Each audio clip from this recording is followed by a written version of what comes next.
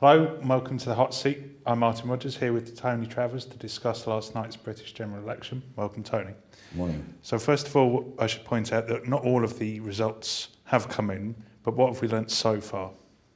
Well, we've learned that it's almost certain that the Conservatives will have a majority, a standard majority on their own, which is pretty remarkable against the backdrop of what the polls have been showing for weeks and weeks and weeks, and indeed of the very late polling right in the run-up to the election. So there's no question, it's an extraordinary, almost reversion to type for the British political system, a government with a majority. So, relative to expectations, this is a great victory for the Conservative Party, where they weren't expected perhaps even to be the largest party, but now they look on course to have a very small majority. Is this a great victory or a poison chalice given the small nature of their potential majority? I mean, it's a great victory in the short term, against expectation. I mean, I'm not sure if this had been the 1950s or the 60s it would have been seen as a great victory, but in the context of the long-term decline of the two major parties, it's pretty remarkable. Whether it will be a poison chalice, well, the public finances are pretty difficult, it must be said, and the Conservatives are now committed to reducing public spending as a share of GDP to around 36%, which is going to leave, if with no deficit, that's going to leave Britain with a very much smaller state than we've been used to. That's going to be a big transition. So getting us to that's not going to be easy, and that's partly because the public finances are in the position they're in, and David Cameron said wants to constrain himself to put any taxes up. So it will be a difficult period, and then of course there's issues like the EU referendum that will now undoubtedly have to take place, and a host of other things which, when you've got a very small majority, allow the MPs on your edges, if they are rebellious, to cause trouble. Make it sound as though the Conservative almost wish they hadn't won this election. Oh, I'm sure they're very glad they've won the election. I doubt they can believe it, actually. And I mean, there will be lots of people this morning unable to believe it, including the Labour Party and certainly the Liberal Democrats. So it's a remarkable election with two winners, David Cameron and then Nicola Sturgeon, both big winners, and then a series of losers who include the Labour Party and Ed Miliband, the Liberal Democrats and Nick Clegg, and frankly UKIP, because although UKIP will get a reasonable percentage of the vote, they're probably going to get one seat. So it's, as is often the case with British general elections, cruel change. I mean, watching it just work itself through on the television overnight, you see the brutality of the changes as they affect individuals in a remarkable and swift way. So let's move on to the role of the SNP in this. So has the Conservative Party improved its position relative to the last election, or has their overall improved position come down to the SNP's sweeping of Scotland and Labour having been now wiped out in Scotland? So where have the Conservative seats come from? That's going to take some analysis. I mean, there's clearly been movement of votes from one party to another differentially in different parts of the country. I mean, that was always known that was going to happen, but it's clearly happened remarkably. So in some places, shifts of votes from the Labour Party to UKIP have probably helped Conservatives win. I suspect that might have happened, for example, in Ed Balls' constituency. But elsewhere, shifts will have helped the Labour Party, shifts of UKIP, voters from the Conservatives to UKIP and so on. So it's going to take a lot of deconstructing to work exactly how this all happened.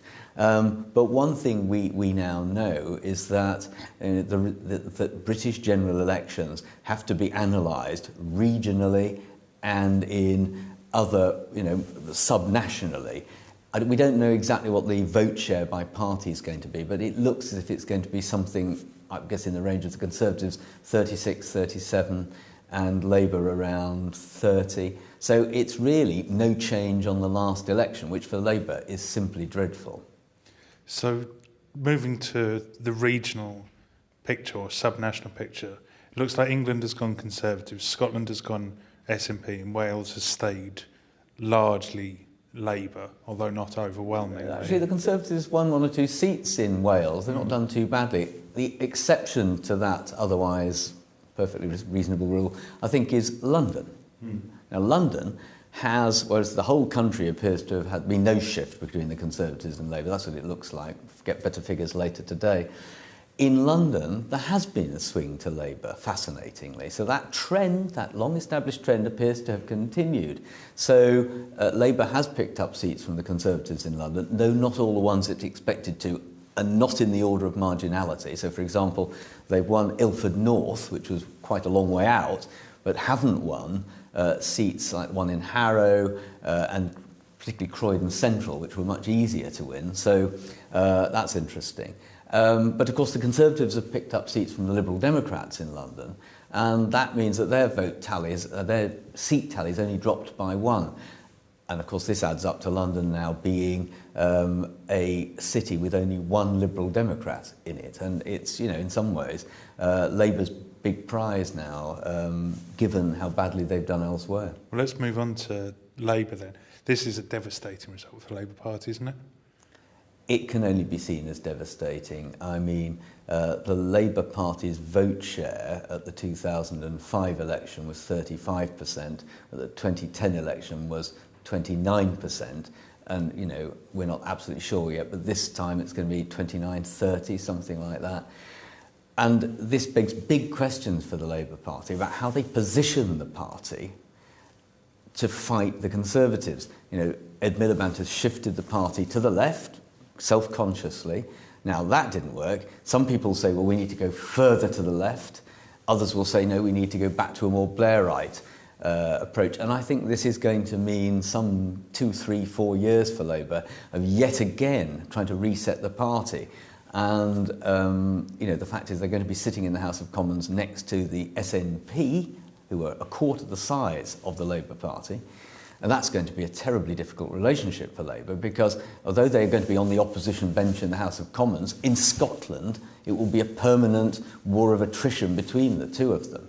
So as an opposition, it's going to be very complicated for Labour to manage it. But is that unusual? Isn't every significant defeat led, but you know, leads to a period of the left and right trying to pull the party whichever way they think, for Labour as well as the Conservatives? Is it unique or unusual in any way?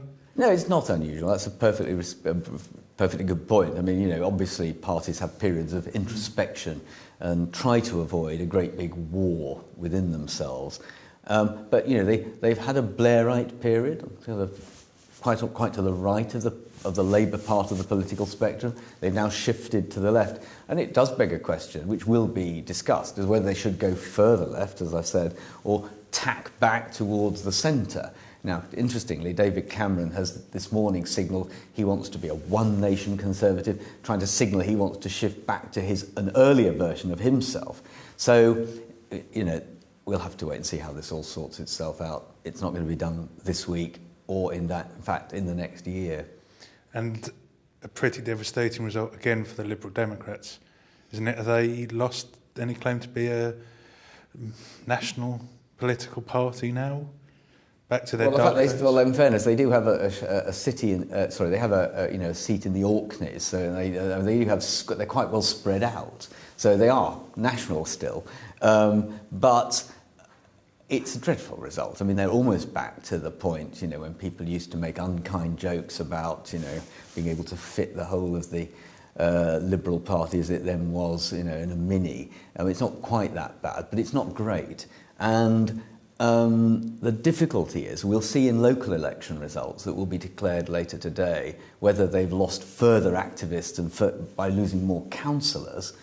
And, you know, they're going to have to rebuild the party, which took years, from scratch, and go right the way back to the pavement politics, building their way up. And it will also mean that the Liberal Democrats, for a very long time to come, think that their only realistic role is to be a medium-sized party of protest, but never a party of government. That's going to take years to sort itself out within their psyche. And one of the interesting points of this election is how far the opinion polls have been wrong, but how well that exit poll has proved to be to come out. So can you tell us why have the opinion polls been so wrong, and how did the exit poll come so close to being right? Well, the first thing to do is to congratulate John Curtis and his colleagues with the exit poll, which they've now got it remarkably right twice, in particularly difficult circumstances. This was a very difficult election to get right, and they've got it amazingly right. If anything, they understated the Conservatives' success. So they've done brilliantly. I mean, there'll have to be some kind of review of the opinion polls. You could argue that they're all within the margin of error, but the problem they've got is so many of them converged to the same place at the end of the campaign that you wouldn't have thought there would be much room for a margin of error. So I think that we're either in the world of shy Tories, but again, the method, after the 1992 election, the pollsters hugely improved their methods to try to avoid this sort of problem, or some huge late shift. Now, but I think in fairness to the pollsters, we need to, it'll have to be reviewed, and we'll have to find out what happened and see if they can work out why, in the end, the exit poll got it. I mean, it was a much bigger thing, the exit poll, 20-odd thousand people on the day. It's different from 1,000 people or slightly boosted sample here and there before the election. But I think we need to wait and, in fairness to the pollsters, see what a review, which was bound to happen, I would have thought, what that tells us. Just finally then, doesn't this election show that what we call the fundamentals still hold as the most important factors in deciding an election? I think it will be read like that. I mean, as up to 9:59 p.m. last night, I thought the first past the post system was, creaking to the point of being impossible to save, and that would mean that everybody would say, well, perhaps now's the time to go to a proportional representation voting system. Well, with a Conservative majority, given the Conservatives have always been the party least interested in electoral reform, that's not going to happen. Indeed, it will be interesting to see if, with a majority, the Conservatives go back to looking at the review of constituencies that in the end they couldn't get through during the last Parliament because of the coalition. So I think that what happened in this election is a slight shift back, as your question implied, to the old status quo. But, does this really mean that the long-term decline of the Conservative plus Labour vote from 97% in 1955 to perhaps 67% this year, up a couple of percentage points. Is this the end of the decline? Probably not, but we'll have to wait till the next election to answer that one. Great. Thank you very much, Tony. You're off the hot seat. Thanks, Martin.